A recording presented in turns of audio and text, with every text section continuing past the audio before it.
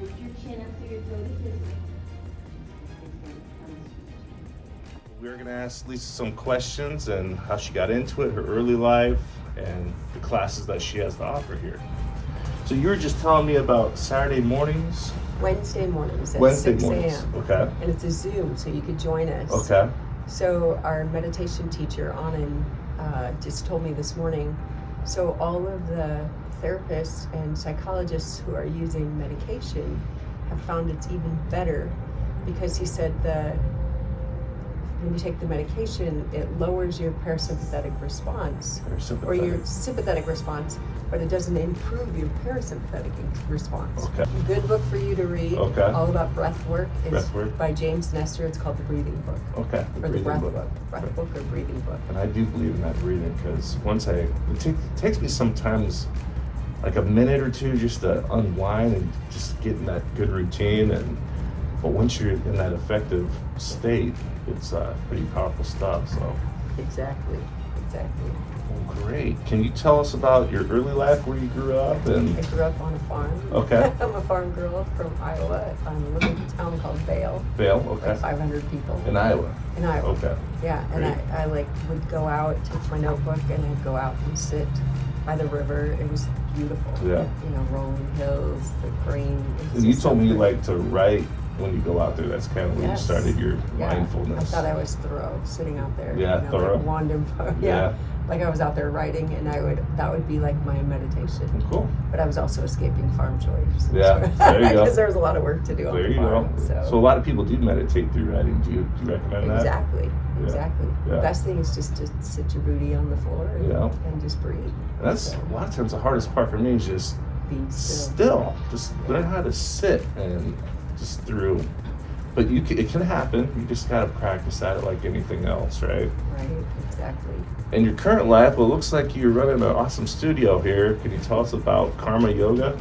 So we started in 2013. Okay. And we have about 20 teachers, and we still have all the same ones that we started with. And 20 teachers, that's awesome. Yeah, I think there's 19. So, because one moved away. So okay. A couple of them have moved away, but yeah, we've really enjoyed some cohesiveness because everyone stays. Great. And they create this community. Like when Karen was here, she started, we would get together and have a healing circle on Friday nights, like the first Friday night of the month, or she'd do a Saturday morning. So Can you tell us more about the healing circle? Yeah, so you sit in a circle, and some people would join via Zoom, like during COVID. We did a lot of Zoom classes. But you would just set an intention, and you could do like the loving kindness meditation. There's so many different meditations that you can do. Okay. But that one sends positive energy. Like you think of one person that you love, you think of one person that you're, like the neutral person they call it, where you don't know that person. Sure.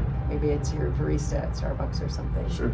Or, maybe it's just somebody you practice next to at yoga. Okay. And then one of the person is the difficult person in your life. Mm-hmm. And then you send the blessing to yourself as well. You got a beautiful little mantra. Yeah. So. And I think we did a practice like that in our class. And I forgot what it was called, but I do remember an exercise like that. Yeah, and you could lay in the middle of the healing circle if you felt like you really needed some loving kindness. In the middle of everybody? Oh, that's cool. Okay. Nice. Yeah.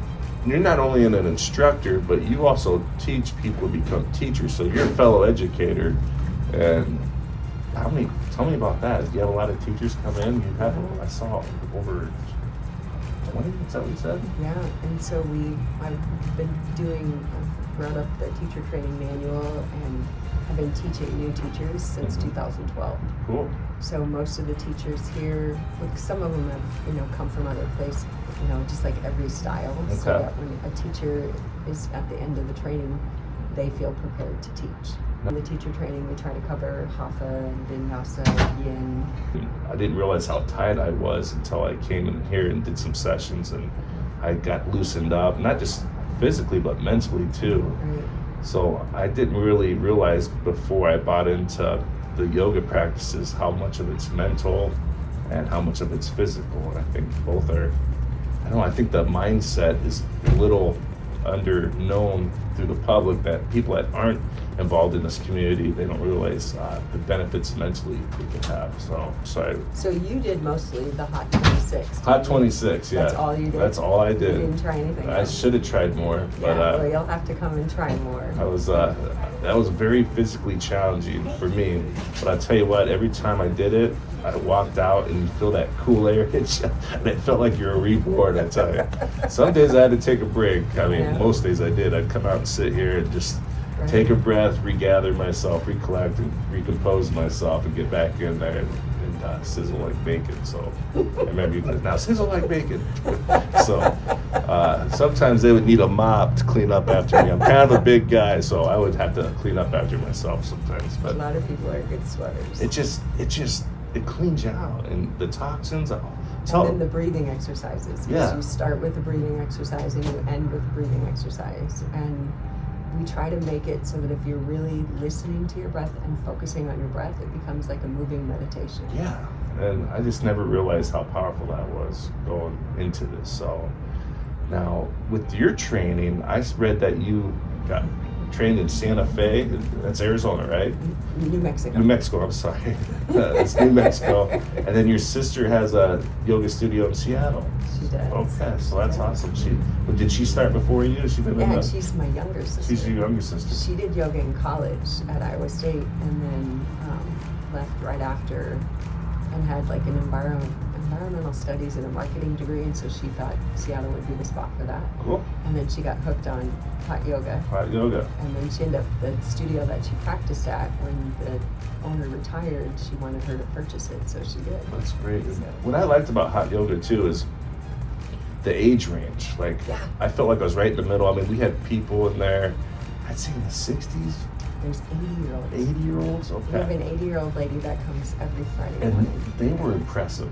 Like, they were impressive. Have they been Because doing it a they're long just time? I don't know. Yeah, they're just moving with their breath. Yeah. So that's why they can maintain the strength and the flexibility Yeah. and work on their balance. And from up to 80 years old, I think I saw some high schoolers in there too, right? Exactly. So I was impressed to see the age range, and anyone can do it. I have a lot of room to grow in the Hot 26, and I will be coming back. I just and you have to try the other styles too. yes, I do, and let's talk about those other styles. So this afternoon I'm teaching restorative, which is those are Restorative. passive stretches. Okay. So you're not actively working. Okay. And I'll read to you, or like kind of plant a little seed, something to kind of chew on during your practice. Okay. And it's kind of pretty quiet. I play quiet music. Yeah, right. And we use all the props.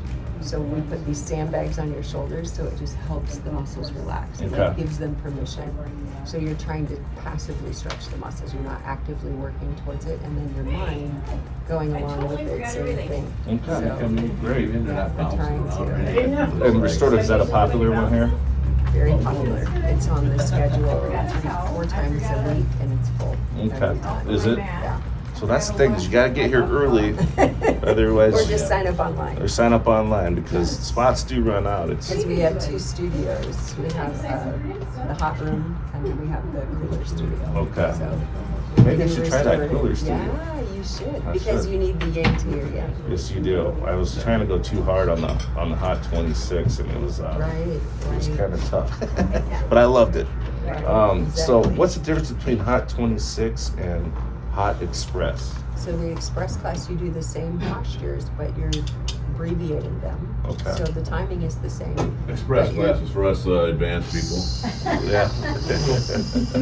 Yoga is not a competition. This is what we tell people. Hot 26 and Hot Express. So the express class, there are 26 postures. That's why we call it Hot 26. Mhm. And we don't take all the resting breaks that we do in the normal class, and then we vinyasa the middle 4 poses together. Okay. And then that's how we can fit all those poses in a shorter amount of time. Hatha yoga? So Hatha Yoga we practice in the cool room, Okay. and we're working, it's the balancing of the 2 energies. So like male, female, sun, moon, that's what Hatha means, sun, Okay. moon, it's the combination. So it's building balance between those 2 polar streams. Interesting.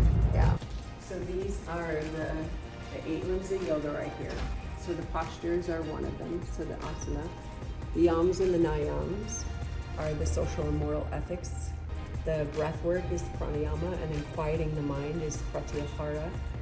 And then concentration, so meditation and samadhi, meaning just enlightenment, or coming to that state where you feel enlightened.